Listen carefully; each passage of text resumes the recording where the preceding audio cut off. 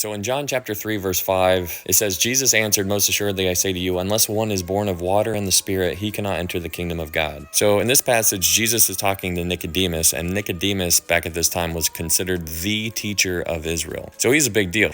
And so Jesus throws a curveball at him, and it says, "I say to you, unless one is born of water and the Spirit, he cannot enter the kingdom of God." And so we need to understand how this came across to Nicodemus. Because Nicodemus, when he hears the term born again, which is essentially what was being said here, when he's being told that he needs to be born again, this didn't make sense to Nicodemus. Because in Nicodemus's mind, whenever he heard the phrase born again, this meant a handful of different things. And so in Nicodemus's mind, he took it as he has already been born again as many times as humanly possible. Because in the Jewish culture, they could be born again in a variety of different ways. For example, whenever they got married, that was considered being born again. Whenever somebody was crowned king, that was considered being born again.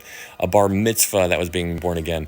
If somebody proselyted over to Judaism, that was considered being born again. And so all the options that were available for Nicodemus to be born again, he already did all of those. And so when Jesus approaches him and tells him to be born again, this comes across, and this is one big, huge question mark, and he couldn't fully wrap his mind around it. But this passage is not associating water baptism to salvation, because we all know that salvation is by grace through faith. Hope this helps. Thanks, guys.